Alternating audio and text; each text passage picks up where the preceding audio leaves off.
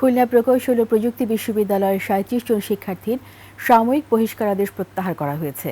খুলে দেওয়া হয়েছে ৭টি হল। বিকেলে জরুরি সিন্ডিকেট সভায় এই সিদ্ধান্ত নেওয়া হয়। এদিকে শিক্ষা উপদেষ্টার সঙ্গে আলোচনার পরও এক দফা দাবিতে অনশনে অনড় শিক্ষার্থীরা।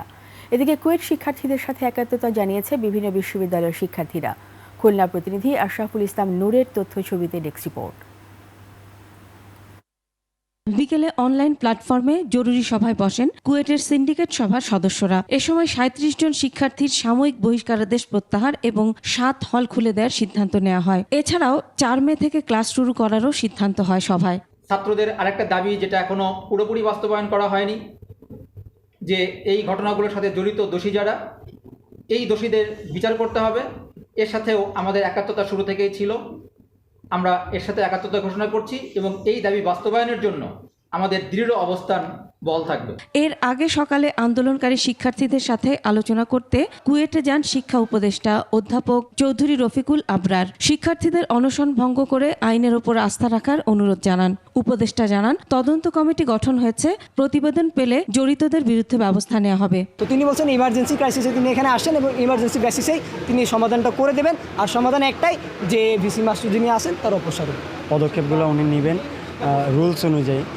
কিন্তু আমরা বলেছি যে আমরা রেজাল্ট না নিয়ে বা ফলাফল না নিয়ে আমরা উঠবো না। যতক্ষণ পর্যন্ত এই এক দফা দাবি না মানা হচ্ছে ততক্ষণ পর্যন্ত আমাদের অনশন কর্মসূচি বহাল থাকবে। অনশনকারীদের সাথে কথা বলেন বিশ্ববিদ্যালয় মঞ্জুরি কমিশনের ৩ সদস্যের কমিটিও। বিদ্যালয় পরিচালনার জন্য আইন রয়েছে, সেই আইনের মধ্যে থেকেই আমাদের যে ইনকোয়ারি কমিটি, অত্যন্ত কম্পিটেন্ট ইনকোয়ারি কমিটি, তারা সেই আইনের মধ্যে থেকেই তারা সুপারিশ করলে আমরা আশা করছি সুপারিশটা আবার সাথে চেষ্টা করা যায়। শিক্ষার্থীদের স্বার্থটাই আমাদের কেন্দ্রে, সেটা বিবেচনায় নিয়ে আমরা সবার সাথে আলাপ করি। যেহেতু একটা প্রতিষ্ঠানের ডিগনিটিটাও খুব গুরুত্বপূর্ণ এবং একটা প্রক্রিয়াগত দিক আছে প্রত্যেকটা প্রতিষ্ঠানের, সেগুলোকে আমরা মাথায় নিয়ে দ্রুতই আশা করছি একটা ভালো সমাধান দিচ্ছে, যেটার মধ্য দিয়ে আমরা এই অবস্থা উত্তরণ করব। তবে ভিসিকে অপসারণ না করা পর্যন্ত আন্দোলন চালিয়ে যাওয়ার ঘোষণা শিক্ষার্থীদের। কুয়েটের চলমান আন্দোলন নিয়ে সংবাদ সম্মেলন করেছে শিক্ষক সমিতি। সমস্যার সমাধান না হওয়া পর্যন্ত ক্লাসে ফিরবেন না বলে জানান তারা। শিক্ষকবৃন্দকে অপমান করে কি স্বার্থ উদ্ধার করার জন্য যে চেষ্টা চালানো হয়েছে, এ বিষয়ে শিক্ষকদের অবস্থান দৃঢ় থাকবে। এর প্রত্যেকটা ঘটনার বিচার না হওয়া পর্যন্ত শিক্ষকবৃন্দ তাদের অবস্থান থেকে নড়বে না। এদিকে কুয়েট শিক্ষার্থীদের প্রতি সংহতি জানিয়ে অনশন শুরু করেছে বাংলাদেশ গণতান্ত্রিক ছাত্র সংসদ ঢাকা বিশ্ববিদ্যালয় শাখা।